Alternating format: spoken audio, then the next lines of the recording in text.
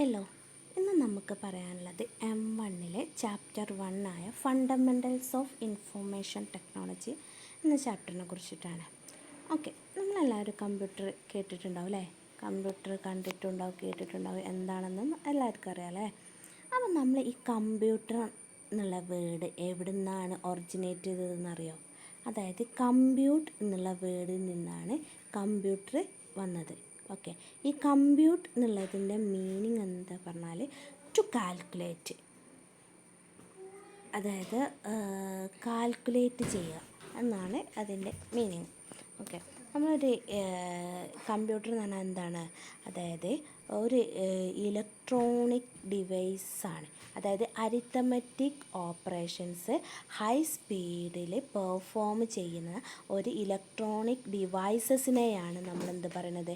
Computer എന്ന് പറയുന്നത്. Okay, പിന്നെ നമ്മൾ കമ്പ്യൂട്ടറിനെ ഡാറ്റ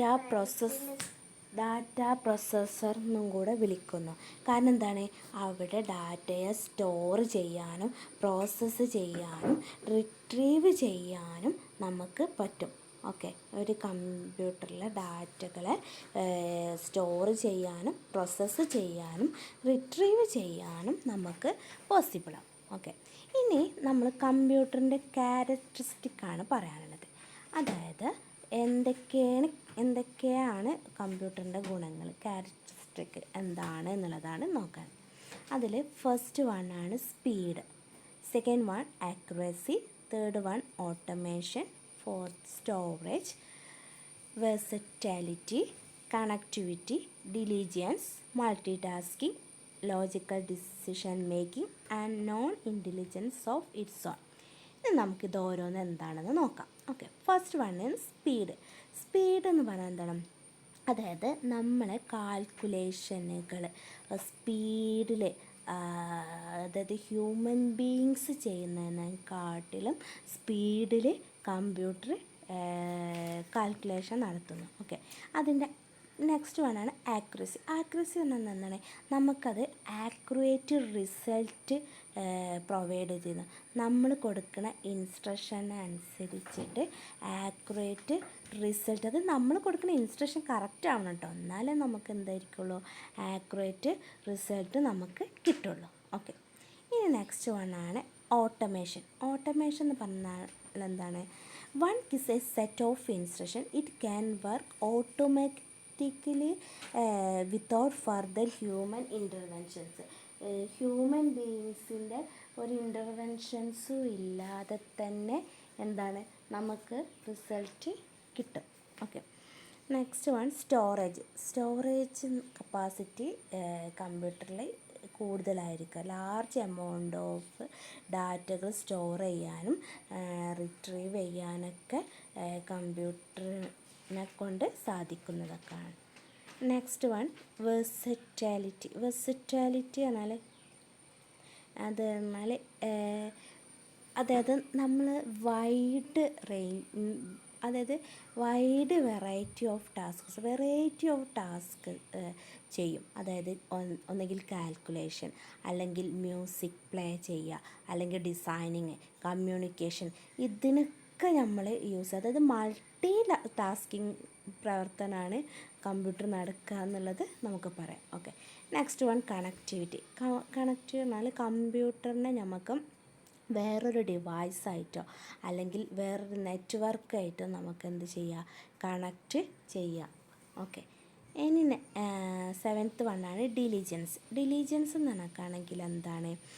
ഇത് നമുക്ക് ഹ്യൂമൻ ബീയിങ്സ് എന്തെങ്കിലും വർക്ക് ചെയ്യുമ്പോഴോ എന്തെങ്കിലും കൂടുതലായിട്ട് നമ്മൾ എന്തെങ്കിലും കാൽക്കുലേഷനോ കാര്യങ്ങളൊക്കെ ചെയ്യുമ്പോൾ നമുക്ക് കുറച്ച് കഴിയുമ്പോൾ ഒരു ക്ഷീണം വരും. ഇനി മതി അങ്ങനെയൊക്കെ പറയാം. നമുക്ക് കുറേ നേരം നമ്മളിങ്ങനെ അതിൻ്റെ മുന്നിൽ തന്നെ ഇങ്ങനെ ചടഞ്ഞ് കേൾക്കുമ്പോൾ നമുക്ക് ബോറാവും. പക്ഷെ എന്താണ്? കമ്പ്യൂട്ടറിന് ഇങ്ങനത്തെ ഇതൊന്നും ഇല്ല. അതായത് ഇങ്ങനെ ടയേർഡാവേ ബോറാവേ അല്ലെങ്കിൽ അവരുടെ കോൺസെൻട്രേഷൻ നഷ്ടപ്പെടുക ഒന്നും ചെയ്യില്ല. അപ്പോൾ എന്താണ്? കമ്പ്യൂട്ടറിന് ഡിലിജൻസ്, അതായത് അവർക്ക് അതിൻ്റെ നമുക്കെന്താണ് ഏത് റിപ്പീറ്റ് ടാസ്ക് കണ്ടിന്യൂസ്ലി ആയിട്ട് ചെയ്താലും എന്താണ് കമ്പ്യൂട്ടറിന് മടുപ്പ് തോന്നൂല അല്ലേ. ഇനി നെക്സ്റ്റ് വണ്ണാണ് മൾട്ടി ടാസ്കിങ്. മൾട്ടി ടാസ്കിങ് എന്ന് പറഞ്ഞാൽ computer can perform multiple task at the same time. അതായത് കമ്പ്യൂട്ടർ ഒരേ ടൈമിൽ തന്നെ മൾട്ടിപ്പിൾ ടാസ്ക് നടത്തും. Like downloading a file while playing music. അതായത് നമ്മൾ കമ്പ്യൂട്ടറിൽ വേറെ എന്ത് ചെയ്യുകയാണെങ്കിൽ ഇപ്പം നമ്മളൊരു റീഡ് ചെയ്യുക, ഒരു ബുക്കൊക്കെ എന്തെങ്കിലും നെറ്റിൽ റീഡ് ചെയ്യുകയാണെങ്കിൽ നമുക്ക് അതിൻ്റെ ഇടയ്ക്ക് നമുക്ക് എന്തായിരിക്കും ഫയൽ ഡൗൺലോഡ് ചെയ്യുക, അല്ലെങ്കിൽ നമുക്ക് ഫയലിൽ നമുക്ക് ഇപ്പോൾ വേർഡിലൊക്കെ നമുക്ക് റൈറ്റ് ചെയ്യുക ഒക്കെ ചെയ്യാൻ പറ്റും. അതായത് നമുക്കൊരു ഇത് ചെയ്യുന്നതിൻ്റെ കൂടെ തന്നെ വേറൊരു ഇതും കൂടെ നടക്കും. അതായത് മൾട്ടി ടാസ്കിങ് പർപ്പസ് ഉണ്ട് എന്നാണ്. ഇനി നെക്സ്റ്റ് വണ്ണാണ് logical decision making. Logical decision making എന്ന് പറഞ്ഞാൽ എന്താണ്, കമ്പ്യൂട്ടറിന് നമ്മൾ കൊടുക്കുന്ന ഇൻസ്ട്രക്ഷൻ അനുസരിച്ചിട്ട് എന്താക്കാരം കമ്പ്യൂട്ടറിന് ചെയ്യാൻ പറ്റുള്ളൂ. അല്ലാതെ നമ്മൾ വേറെ പുറത്തൊന്നും ചെയ്യാനൊന്നും കമ്പ്യൂട്ടറിന് കഴിയില്ല. അപ്പോൾ computer can make simple decision based on given instruction and condition. ആ ഇൻസ്ട്രക്ഷന് അനുസരിച്ചിട്ട് കണ്ടീഷൻ അനുസരിച്ചിട്ടും സിമ്പിൾ ഡിസിഷന് എടുക്കാനും വേണ്ടിയിട്ട് കമ്പ്യൂട്ടറിന് നടക്കും. പിന്നെന്താണ്, കമ്പ്യൂട്ടറിന് എന്താണ് ഒരു ഇൻ്റലിജൻസ് പവറില്ല. അതായത് ഹ്യൂമൻ ബീങ്സിൻ്റെ പോലെ എന്താണ് ഇൻ്റലിജൻസ് പവർ കമ്പ്യൂട്ടറിനില്ല. അതിൽ ഒരു ഡിസിഷൻ എടുക്കാനോ പിന്നെന്താണ് ആ വർക്ക് ഇങ്ങനെ ചെയ്താൽ അങ്ങനെ നമ്മൾക്കിങ്ങനെ ചിന്തിക്കാം, ഇതിപ്പോൾ അങ്ങനെ ചെയ്താൽ ഇങ്ങനെ റിസൾട്ട് കിട്ടും, നമുക്കൊരു ചെറിയ കാര്യങ്ങളൊക്കെ പോലെ നമുക്കൊരു ഇതെടുക്കും. പക്ഷേ അതെന്താണ് അവർക്ക് ഇൻ്റലിജൻസ് പവർ ഇല്ലാത്തതുകൊണ്ട് കമ്പ്യൂട്ടറിന് അത് കഴിയില്ല. ഓക്കെ, ഇനി ലേറ്റസ്റ്റ് ആയിട്ടുള്ള IT ഗാഡ്ജറ്റ്സുകൾ ഏതൊക്കെയെന്ന് നമുക്ക് നോക്കാം. അതിൽ ലാപ്ടോപ്പ് ഉണ്ട്, ഡിജിറ്റൽ ക്യാമറ ഉണ്ട്, ബ്ലൂടൂത്ത് ഉണ്ട്, smart watch, airbuds, smart phone, ഇങ്ങനെ ഇത്രയും എക്യുപ്മെൻറ്റ്സിനെ കുറിച്ചിട്ട് നമുക്കിവിടെ പറയാനുള്ളത്. അതിൽ ഫസ്റ്റ് വേണം എന്താ നോക്കുക, അതിലാണ് ലാപ്ടോപ്പ് എല്ലാവരും കണ്ടിട്ടുണ്ടാവും അല്ലേ. ലാപ്ടോപ്പ് ഡെസ്ക്ടോപ്പ് ഒക്കെ കേട്ടിട്ടുണ്ടാകും. കമ്പ്യൂട്ടറിനെ നമുക്ക് പോർട്ടബിൾ ആയിട്ടുള്ള പേഴ്സണൽ കമ്പ്യൂട്ടറിനെയാണ് നമുക്ക് ലാപ്ടോപ്പ് എന്ന് പറയുന്നത്. ഇത് എന്താണ് എവിടേക്കും നമുക്ക് ക്യാരി ചെയ്യാൻ പറ്റും. ഓക്കെ, ഇത് നമ്മൾ അധികം യൂസ് ചെയ്യുന്നത് എന്തിനൊക്കെയാണ്, എഡ്യൂക്കേഷന്. നമ്മൾ കമ്പ്യൂട്ടർ യൂസ് ചെയ്യുന്ന പോലെ തന്നെ ലാപ്ടോപ്പും അത് ആ ഡെസ്ക്ടോപ്പിന് വ്യത്യസ്തമായിട്ട് നമുക്ക് കൊണ്ടെടുക്കാനും സൈസ് കുറവാണ്, ലൈറ്റ് വെയ്റ്റ് ആണ് എന്നൊക്കെയുള്ള ഇതാണ് ലാപ്ടോപ്പിനുള്ളത്. അപ്പോൾ എന്താണ്, ഇതൊരു portable personal computer that can be carried anywhere. എവിടേക്കും അത് ക്യാരി ചെയ്യാൻ പറ്റും. പിന്നെ എന്താണ്, ഇത് എഡ്യൂക്കേഷണൽ പർപ്പസിന് യൂസ് ചെയ്യും. പിന്നെ വർക്കിന്, ഗെയിമിങ്, എൻ്റർടൈൻമെൻറ്റിനൊക്കെ എന്താണ് ലാപ്ടോപ്പ് യൂസ് ചെയ്യും. പിന്നെ ഇതിൽ അതായത് നമ്മൾ ഡെസ്ക്ടോപ്പിൽ അഡീഷണലായിട്ട് ഡെസ്ക്ടോപ്പിൻ്റെ ആ സ്ക്രീന് മാത്രമല്ല ഉണ്ടാവുള്ളൂ, പിന്നെ അതിന് പുറമെ UPS ഒക്കെ ഇങ്ങനെ എന്താണ് വേറെ ആയിട്ട് കണക്റ്റ് ചെയ്തിട്ടുണ്ടാവുക. പക്ഷെ എന്താണ് ഇതിൽ UPS അല്ല, CPU ഒക്കെ വേറെ കണക്റ്റ് ആയിട്ടാണ് ഉണ്ടാവുക ഡെസ്ക്ടോപ്പിലല്ലേ. പക്ഷെ ഇതെന്താണ് ലാപ്ടോപ്പിലൊക്കെ അത് ബിൽറ്റ് ചെയ്ത് അതിൽ ഓൾറെഡി ഉണ്ടാവും. അതായത് സ്ക്രീനായാലും അതിൽ തന്നെയാണ്, keyboard, touch pad, battery, wireless കണക്ടിവിറ്റികളൊക്കെ എന്താണ് ഒക്കെ അതിൽ ബിൽട്ടായിട്ട് തന്നെയാണ് വരുന്നത്. ഇനി നെക്സ്റ്റ് വേണം ഡിജിറ്റൽ ക്യാമറ. നിങ്ങൾ പണ്ട് കാലത്ത് ക്യാമറകൾ കണ്ടിട്ടുണ്ടോ എന്നറിയില്ല. അതായത് നമ്മൾ ഒരു ഫിലിം അത് കഴുകി അങ്ങനെ കുറേ ഒരു വലിയൊരു റോളുണ്ടാവും, അത് കഴുകിയൊക്കെ ആയിട്ടാണ് നമുക്ക് ഫോട്ടോകൾ നമ്മളെ കയ്യിൽ കിട്ടുന്നത്. അതായത് കുറച്ച് സമയം പിടിക്കും. പക്ഷേ ഇപ്പോഴത്തെ കാലത്ത് എന്താണ് നമ്മൾ ഡിജിറ്റൽ ക്യാമറകളാണ് നമ്മൾ എന്ത് ചെയ്യുന്നത്, നമ്മൾ ആശ്രയിക്കുന്നത്. അപ്പോൾ ഡിജിറ്റൽ ക്യാമറേൻ്റെ എന്താണ് ഡിജിറ്റൽ ക്യാമറ പറഞ്ഞാൽ ഒരു അതായത് നമ്മൾ ഒരു ഫോട്ടോഗ്രാഫ്സ് അല്ലെങ്കിൽ വീഡിയോസോ ഒക്കെ ഒരു ഡിജിറ്റൽ ഫോമിൽ കിട്ടാനും വേണ്ടി യൂസ് ചെയ്യുന്ന ഡിവൈസസ്, ഇലക്ട്രോണിക് ഡിവൈസസിനെയാണ് ഡിജിറ്റൽ ക്യാമറ എന്ന് പറയുന്നത്. അതായത് an electronic device used to capture photograph and videos in digital form.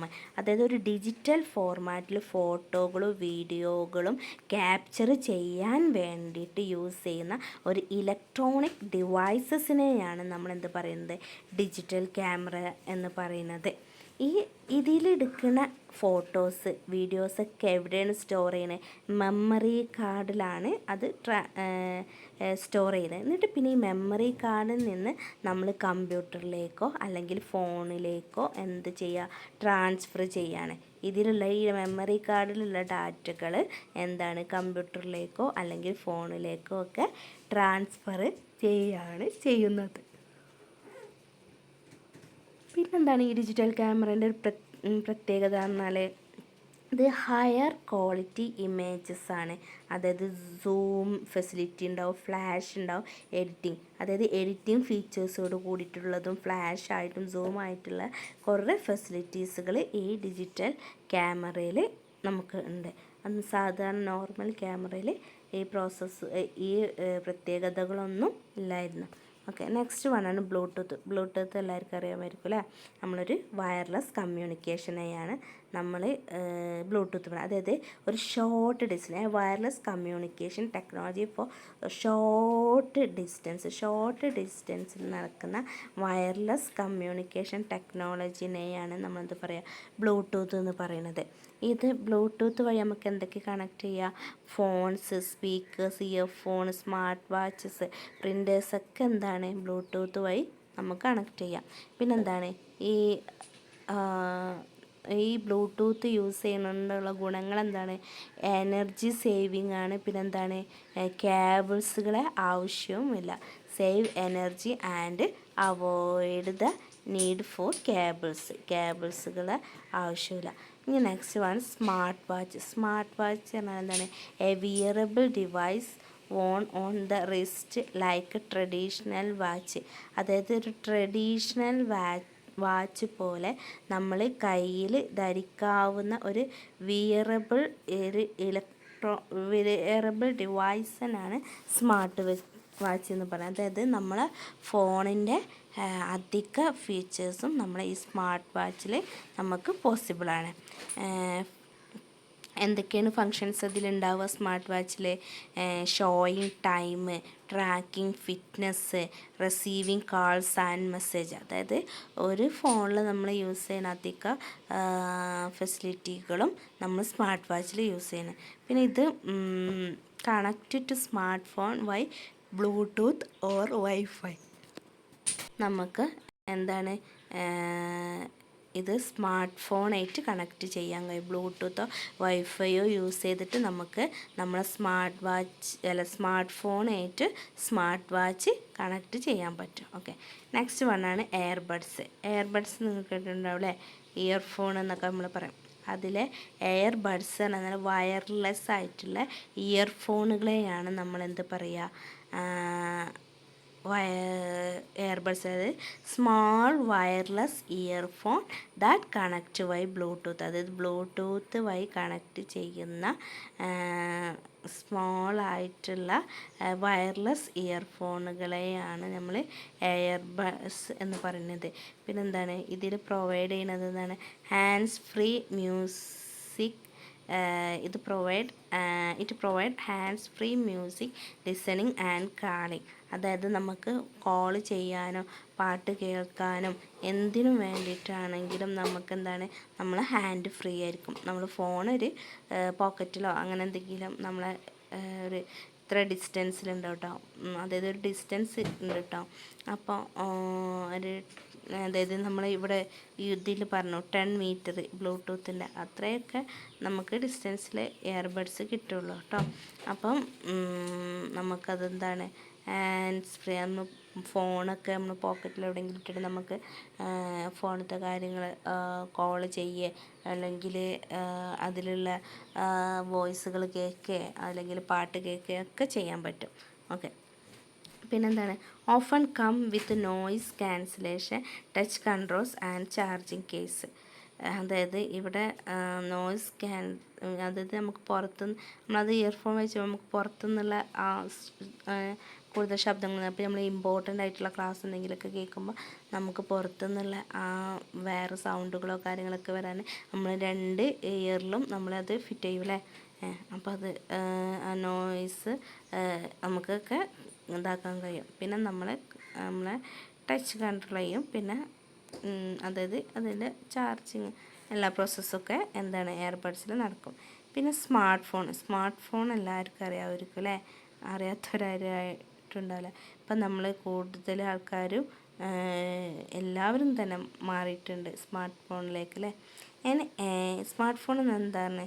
Advanced mobile phone with internet, apps, touch screen, camera and multimedia features. അതായത് സ്മാർട്ട് ഫോൺ എന്ന് പറഞ്ഞാൽ ഒരു മൊബൈൽ ഫോൺ തന്നെയാണ്.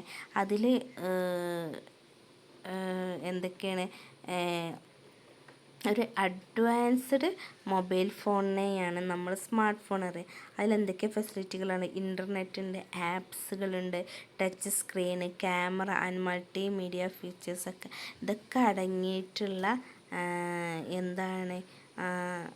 ഇതൊക്കെ അടങ്ങിയിട്ടുള്ള ഒരു അഡ്വാൻസ്ഡ് മൊബൈൽ ഫോണിനെയാണ് നമ്മൾ സ്മാർട്ട് ഫോൺ എന്ന് പറയുന്നത്. പിന്നെ എന്തിനാണ് ഇത് യൂസ് ചെയ്യുന്നത്?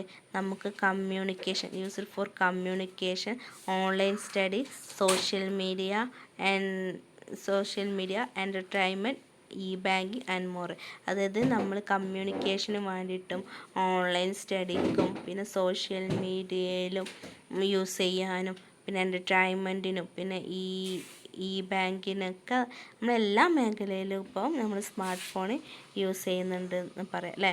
ഇപ്പോൾ കമ്പ്യൂട്ടറിൻ്റെ പോലെ തന്നെ സ്മാർട്ട് ഫോണും യൂസ് ചെയ്യുന്നുണ്ട്. ഓക്കെ, ഇനി combines functions of computer, cameras and music player in one device. അതായത് എല്ലാ ഫങ്ഷൻസുകളും അധികം അതിൻ്റെ ഫങ്ഷൻ ഒരൊറ്റ ഡിവൈസസിൽ തന്നെയാണ് നടക്കുന്നത് എന്നുള്ള ഒരു പ്രത്യേകതയാണ് സ്മാർട്ട് ഫോണിന് ഉള്ളത്. ഓക്കെ, ഇനി നമുക്ക് പറയാനുള്ളത് കമ്പ്യൂട്ടർ ജനറേഷൻസ് ആണ്. അതായത് ഓരോരോ കാലത്ത് ഓരോരോ ജനറേഷൻ ഡെവലപ്പ് ചെയ്ത് ഓരോരോ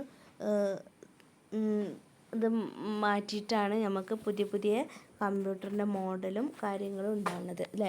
അത് ഏത് എക്യുപ്മെൻറ്റ്സിനും ഉണ്ടാകും. നമുക്ക് ഇങ്ങനെ കാലം തോറും ഇങ്ങനെ അത് ഇങ്ങനെ ഓരോരോ ഫെസിലിറ്റികൾ കൂടി ഓരോ പുതിയ ഫീച്ചറുള്ള ഡിവൈസായിട്ട് മാറണത്. ഓക്കെ, അപ്പോൾ ഇതിൽ കമ്പ്യൂട്ടർ ഡിവൈസ് നമുക്ക് 5 ജനറേഷൻസാണ് നമുക്കിവിടെ പഠിക്കാനുള്ളത്. അപ്പോൾ എന്താണ് ജനറേഷൻ എന്നുള്ളത് എന്താണെന്ന് നോക്കാം. Generation in computer talk is A step in technology. അതായത് ടെക്നോളജികളുടെ സ്റ്റെപ്പുകൾ അല്ലേ. അതായത് ഓരോ സ്റ്റെപ്പ് 1 2 സ്റ്റെപ്പ് എന്നൊക്കെ പറഞ്ഞ മാതിരി അതായത് ഓരോ സ്റ്റെപ്പുകളിലാണ് ഓരോ ടെക്നോളജികൾ ഇങ്ങനെ കൂടുന്നത്. അതിലാണ് ജനറേഷൻ എന്ന് പറയുന്നത്. It provides A frame work for the growth of computer industry. അതായത് ഈ ജനറേഷൻ കൊണ്ട് എന്താണ് ഉണ്ടായത് ഗുണം? ഇറ്റ് പ്രൊവൈഡ് ഫ്രെയിം വർക്ക്, അതായത് ഒരു കമ്പ്യൂട്ടർ ഇൻഡസ്ട്രിയിലെ ഗ്രോത്ത് അല്ലെങ്കിൽ frame work for the growth. അതിൻ്റെ ഒരു ഫ്രെയിം വർക്ക് എന്ന് പറഞ്ഞാൽ അതിൻ്റെ ഒരു രൂപകൽപ്പന അല്ലേ. ആ കമ്പ്യൂട്ടറിൻ്റെ ഒരു രൂപകൽപ്പന പ്രൊഡ്യൂസ് ചെയ്യുന്നത് ഈ ജനറേഷൻ വഴിയാണ്. Originally it was used to distinguish between various hardware technology, but now it has been extended to include both hardware and software. ഇനി ഇവിടെ അതായത് വേരിയസ് ആയിട്ടുള്ള ഹാർഡ്വെയറുകളും സോഫ്റ്റ്വെയറുകളൊക്കെ എക്സ്റ്റെൻഡ് ചെയ്തിട്ട് ആണ് പുതിയ അതായത് ഹാർഡ്വെയർ സോഫ്റ്റ്വെയറുകളൊക്കെ ആഡ് ചെയ്തിട്ട് പുതിയ എക്യുപ്മെൻറ്റ്സ് പുതിയ കമ്പ്യൂട്ടറുകൾ നമ്മൾ കണ്ടുപിടിക്കണം അല്ലേ. ടിൽ ടുഡേ ദർ 5 കമ്പ്യൂട്ടർ നമുക്ക് 5 കമ്പ്യൂട്ടർ ജനറേഷൻസുകളാണ് ഉള്ളത്. അതിൽ ഫസ്റ്റ് ജനറേഷനാണ് 1940 to 1956. അതിൽ എന്താണ് ഫസ്റ്റ് ജനറേഷനിൽ യൂസ് ചെയ്തിട്ടുള്ളത് വാക്വം ട്യൂബ്സുകളോ അല്ലെങ്കിൽ എന്താണ് സർക്യൂട്ടറികളോ ആണ് ഫസ്റ്റ് ജനറേഷനിൽ യൂസ് ചെയ്തിരിക്കുന്നത്. വാക്വം ട്യൂബ് ഫോർ സർക്യൂട്ടറി, അതായത്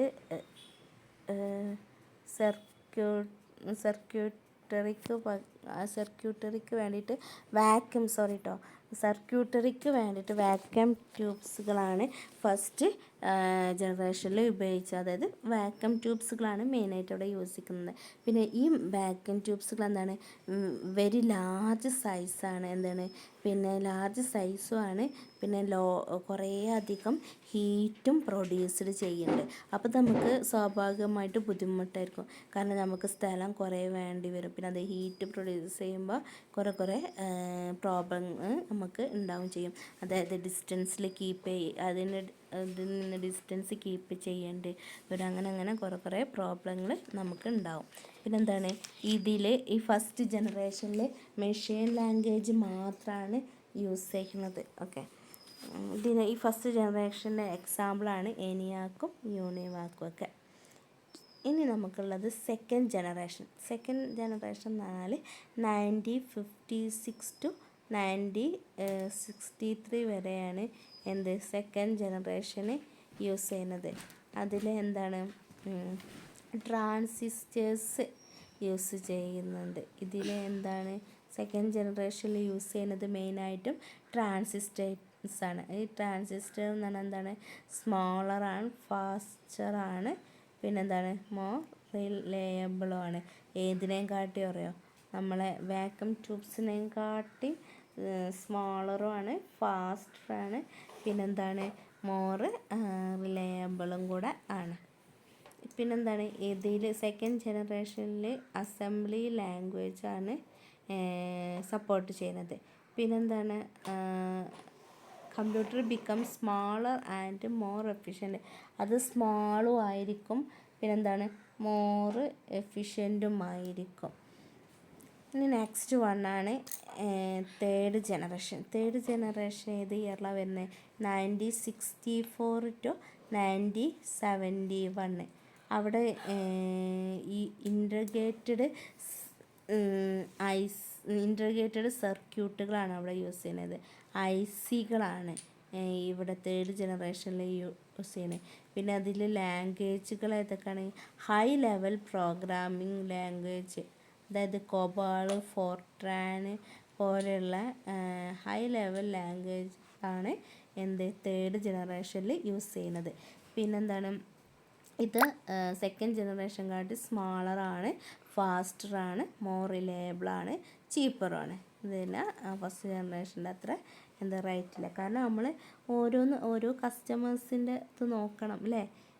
അപ്പോൾ അതായത് അധികം ആൾക്കാർ പൈസ കൊടുത്ത് നല്ല പൈസ കൊടുത്ത് വാങ്ങാൻ സാധ്യത ഉണ്ടോ? ഇല്ല. അപ്പോൾ എന്താണ് ഇത്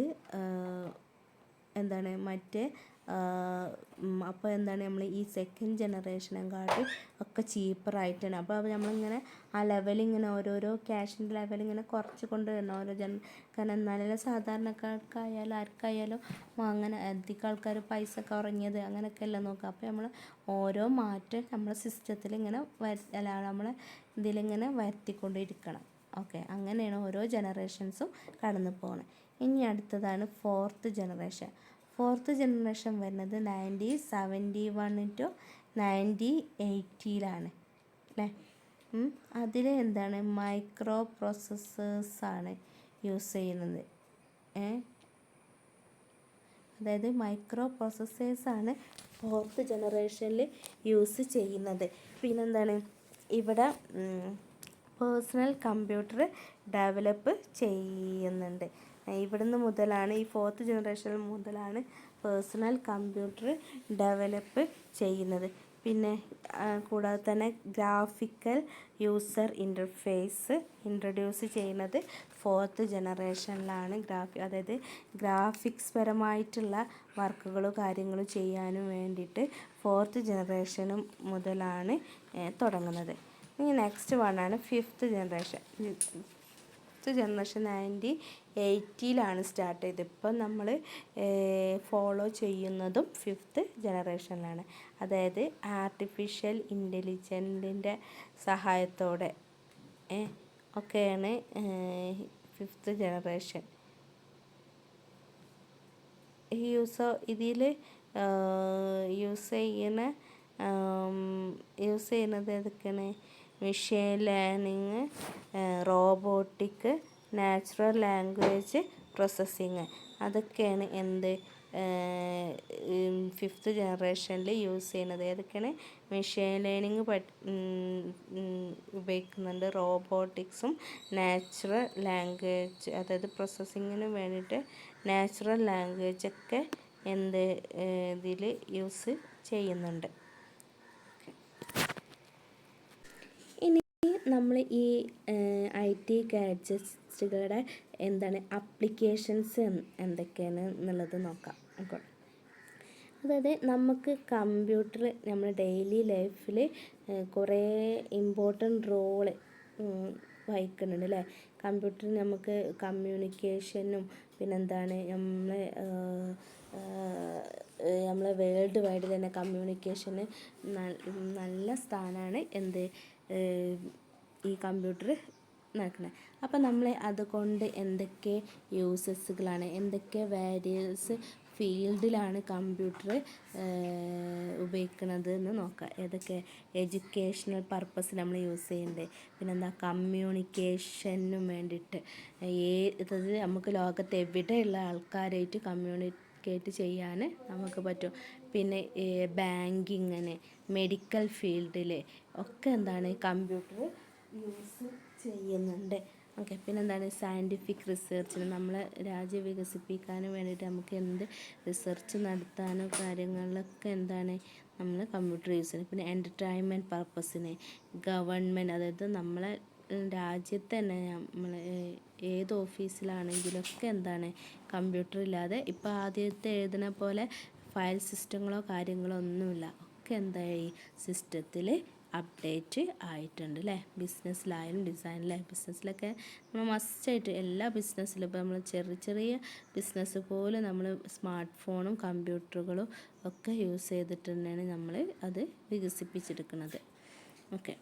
ഇനി കമ്പ്യൂട്ടറിൽ യൂസ് ചെയ്യുന്ന മെയിൻ ഹാർഡ്വെയറും സോഫ്റ്റ്വെയറും ഇല്ലാതെ കമ്പ്യൂട്ടർ ഇല്ല എന്ന് തന്നെ പറയാം. അപ്പോൾ ഹാർഡ്വെയർ നോക്കാം. ഹാർഡ്വെയർ എന്ന് പറഞ്ഞാൽ physical part of a computer that we can see and touch. നമുക്ക് കാണാനും തൊടാനും പറ്റുന്ന കമ്പ്യൂട്ടറിൻ്റെ ഫിസിക്കൽ പാർട്ടിനെയാണ് നമ്മൾ ഹാർഡ്വെയർ എന്ന് പറയുന്നത് അല്ലേ? ഹാർഡ്വെയറിന് എക്സാമ്പിൾസാണ് keyboard, mouse, monitor, CPU, hard disk, printer തുടങ്ങിയവ. ഇതൊക്കെ ഹാർഡ്വെയറിന് എക്സാമ്പിൾസാണ്. ഇതിൽ നമുക്ക് ഈ ഹാർഡ്വെയറിനെ നമുക്ക്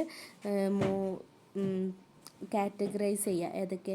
ഇൻപുട്ട് ഡിവൈസുകളെന്നും ഔട്ട്പുട്ട് ഡിവൈസുകളെന്നും സ്റ്റോറേജ് ഡിവൈസുകളെന്നും പ്രോസസ്സിംഗ് യൂണിറ്റ് എന്നൊക്കെ കാറ്റഗറൈസ് ചെയ്യുക ഈ ഹാർഡ്വെയറിനെ. അതിൽ ഇൻപുട്ട് ഡിവൈസസുകളാണ് എന്തൊക്കെ? Keyboard, mouse, scanner. അതായത് നമ്മൾ ഡാറ്റകൾ അങ്ങോട്ട് കൊടുക്കുക, കമ്പ്യൂട്ടറിന് കൊടുക്കുക. അതിന് വേണ്ടിയിട്ട് യൂസ് ചെയ്യുന്ന ഡിവൈസസുകളാണ് കീബോർഡ്, മൗസ്, സ്കാനർ തുടങ്ങിയവ. പിന്നെയാണ് ഔട്ട്പുട്ട് ഡിവൈസസ് എന്നാണ് ഔട്ട്പുട്ട് ഡിവൈസസ് പറഞ്ഞാൽ എന്താണെന്നറിയോ? അതായത് നമുക്ക് ഇങ്ങോട്ട് ഔട്ട്പുട്ട് കിട്ടുക, നമുക്ക് പുറത്തേക്ക് റിസൾട്ട് കിട്ടുക. അപ്പോൾ ആ റിസൾട്ട് നമ്മൾ റിസൾട്ട് വ്യൂ ചെയ്യാനും വേണ്ടിയിട്ട് എന്താ ചെയ്യുക? മോണിറ്റർ. നമുക്ക് ആ റിസൾട്ട് ഒരു പേപ്പറിലോ അങ്ങനെ നമുക്ക് സോഫ്റ്റായിട്ട് നമുക്ക് സൂക്ഷിച്ച് വെക്കാനൊക്കെ ആയിട്ട് യൂസ് ചെയ്യും. അപ്പോൾ നമ്മൾ അതിന് പ്രിൻ്റർ യൂസ് ചെയ്യും. പിന്നെ നമ്മൾ സൗണ്ടുകളൊക്കെ പുറത്തേക്ക് വരാൻ ആ കമ്പ്യൂട്ടറിലുള്ള സൗണ്ടുകളൊക്കെ പുറത്തേക്ക് വരാൻ സ്പീക്കറുകൾ യൂസ് ചെയ്യും അല്ലേ? അപ്പോൾ എന്തൊക്കെയാണ് ഔട്ട്പുട്ട് ഡിവൈസുകൾ എന്നാൽ മോണിറ്റർ, പ്രിൻ്റർ, സ്പീക്കർ. പിന്നെ നെക്സ്റ്റ് വന്നിട്ടുള്ളതാണ് സ്റ്റോറേജ് ഡിവൈസസ്. നമുക്ക് എന്തും സ്റ്റോർ ചെയ്ത് വെക്കണം അല്ലേ? നമ്മളെ വിവരങ്ങളൊക്കെ സ്റ്റോർ ചെയ്ത് വെക്കണം. അതിന് യൂസ് ചെയ്യുന്നതിനാണ് സ്റ്റോറേജ് സ്റ്റോറേജ് ഡിവൈസസ്. അത് ഏതൊക്കെയാണ് storage? Hard disk, pen drive ഒക്കെ തുടങ്ങിയവ എന്താണ് സ്റ്റോറേജ് ഡിവൈസസ്. നമ്മൾ ഏത് ഡാറ്റയെ സ്റ്റോർ ചെയ്യുകയാണെങ്കിലും എന്താണ് പെൻ ഡ്രൈവിൽ നമ്മൾ സൂക്ഷിച്ച് വെക്കും അല്ലേ. പിന്നെന്താണ് പ്രോസസ്സിങ് യൂണിറ്റ്. പ്രോസസ്സിങ് യൂണിറ്റ് പറഞ്ഞാൽ നമ്മൾ നടക്കുന്ന ഇൻസ്ട്രക്ഷനും കാര്യങ്ങളും അവിടെ അങ്ങനെ പ്രോസസ്സിങ് നടത്തുക, അതിനെയാണ് എന്ത് പ്രോസസ്സിങ് യൂണിറ്റ് പറയുക. അതിൽ പ്രോസസ്സിങ് യൂണിറ്റുള്ള ഇതാണ് CPU മദർ ബോർഡൊക്കെ ഉള്ളത്. ഓക്കെ, CPU മദർ ബോർഡൊക്കെ എന്താണ് ഒരു പ്രോസസ്സിങ് യൂണിറ്റുകളാണ്. ഇനി നെക്സ്റ്റ് നമ്മൾ ഇപ്പോൾ ഹാർഡ്വെയർ പറഞ്ഞു, അതായത് നമുക്ക് ടച്ച് ചെയ്യാനും കാണാനും പറ്റുന്ന കമ്പ്യൂട്ടറിൻ്റെ ഫിസിക്കൽ പാർട്ടിനെയാണ് സോഫ്റ്റ്വെയർ എന്ന് പറയുന്നത്. ഓക്കെ, അതിൽ ഇനി കാണാൻ പറ്റുന്ന ഇതിനെയാണ് കമ്പ്യൂട്ടറിൻ്റെ പാർട്സിനെ നമ്മൾ ഹാർഡ്വെയർ എന്ന് പറയുന്നത് പറഞ്ഞു അല്ലേ. അതിൽ ഇൻപുട്ട് ഉണ്ട്, ഔട്ട്പുട്ട് ഡിവൈസുകളുണ്ട്, സ്റ്റോറേജ് യൂണിറ്റും ഉണ്ട്, പ്രോസസ്സിങ് യൂണിറ്റ്. ഓക്കെ, ഇതിൽ ഇനി നെക്സ്റ്റ് നമുക്ക് പറയണത് സോഫ്റ്റ്വെയറുകളാണ്. ഓക്കെ, നമ്മൾ കേട്ടിട്ടുണ്ടാവും അല്ലേ സോഫ്റ്റ്വെയറുകൾ. പല പല സോഫ്റ്റ്വെയറുകൾ നിങ്ങളിങ്ങനെ യൂസ് ചെയ്തുകൊണ്ട് നിൽക്കുന്ന ആൾക്കാരും കൂടിയും ആണ്. ഓക്കെ, ഇതിൽ എന്താണ് set of instruction programs that tell the hardware what to do. അതായത് ഈ ഹാർഡ്വെയർ കൊടുക്കുന്ന പ്രോഗ്രാംസുകൾ ഇൻസ്ട്രക്ഷനൊക്കെ എന്താണ് എന്താ ചെയ്യണത് എന്നുള്ളതാണ് സോഫ്റ്റ്വെയർ. അതായത് അവർ കൊടുക്കുന്ന ഇൻസ്ട്രക്ഷനൊക്കെ ഈ ഹാർഡ്വെയർ കൊടുക്കുന്ന ഇൻസ്ട്രക്ഷനൊക്കെ ചെയ്യുന്നതും കാര്യങ്ങളൊക്കെ എന്താണ് സോഫ്റ്റ്വെയറുകളാണ്. ഓക്കെ, ഇത് നമുക്ക് ടച്ച് ചെയ്യാൻ പറ്റില്ല കാരണം അല്ലേ അതിൽ ഉള്ളതാണ് അതായത് നമുക്ക് ടച്ച് ചെയ്യാൻ പറ്റില്ല. It is A intangible. Example MS word, Windows, Chrome, Photoshop. ഇതൊക്കെ എന്താണ് കമ്പ്യൂട്ടർ സോഫ്റ്റ്വെയറിന് എക്സാമ്പിൾസാണ്. ഓക്കെ, ഇനി ടൈപ്സ്. അതിൽ ഏതൊക്കെ ടൈപ്സാണ്? സിസ്റ്റം സോഫ്റ്റ്വെയർ ഉണ്ട്, ആപ്ലിക്കേഷൻ സോഫ്റ്റ്വെയറുകൾ. അതായത് കമ്പ്യൂട്ടറിൻ്റെ അതിൽ സിസ്റ്റം സോഫ്റ്റ്വെയർ എന്ന് പറഞ്ഞാൽ എന്താണ് operating system devices drivers.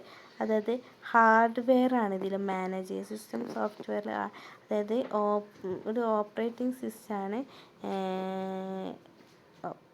Device ഡ്രൈവേഴ്സിൻ്റെ ഒരു ഓപ്പറേറ്റിംഗ് സിസ്റ്റമാണ് എന്ത് സിസ്റ്റം സോഫ്റ്റ്വെയർ എന്ന് പറയുന്നത്. അതിന് ആപ്ലിക്കേഷൻ സോഫ്റ്റ്വെയർ. ആപ്ലിക്കേഷൻ പറഞ്ഞാൽ നമുക്ക് ആവശ്യമുള്ള ഫെസിലിറ്റികൾ യൂസ് ചെയ്യാനും വേണ്ടിയിട്ടാണ് ആപ്ലിക്കേഷൻ സോഫ്റ്റ്വെയർ എന്ന്. അതായത് MS ഓഫീസ്, ഗെയിംസ്, ബ്രൗസർ ഒക്കെയാണ് എന്ത് ആപ്ലിക്കേഷൻ സോഫ്റ്റ്വെയറിൽ ഉള്ളത്. ഓക്കെ, നെക്സ്റ്റ് അതായത് ഈ ഹാർഡ്വെയർ സോഫ്റ്റ്വെയർ എന്താണെന്ന് അറിയാം. അതായത് ഹാർഡ്വെയർ എന്ന് പറഞ്ഞാണെങ്കിലും അതായത് ഈ സോഫ്റ്റ്വെയറിനുണ്ട് രണ്ട് സിസ്റ്റം സോഫ്റ്റ്വെയറും ആപ്ലിക്കേഷൻ സോഫ്റ്റ്വെയറായിട്ട് തരം തിരിച്ചിരിക്കുന്നത്. അതിൽ പറഞ്ഞാൽ ഹാർഡ്വെയർ എന്ന് പറഞ്ഞാണെങ്കിൽ എന്താണ് ഒരു ബോഡി ഓഫ് കമ്പ്യൂട്ടറാണ്. കമ്പ്യൂട്ടറിൻ്റെ ബോഡിനെയാണ് നമുക്ക് എന്ത് പറയുക ഹാർഡ്വെയർ എന്ന് പറയണത്. ഓക്കെ, ഈ സോഫ്റ്റ്വെയർ എന്ന് പറഞ്ഞാൽ എന്താണ് A branch of computer with software എന്ന് പറഞ്ഞാൽ എന്താണ് ബ്രെയിൻ ഓഫ് കമ്പ്യൂട്ടറാണ്. ബ്രെയിൻ ഓഫ് കമ്പ്യൂട്ടറിനെ നമ്മൾ കമ്പ്യൂട്ടറിൻ്റെ ബ്രെയിനെയാണ് നമ്മൾ സോഫ്റ്റ്വെയർ. അത് നമുക്ക് ആവശ്യമുള്ള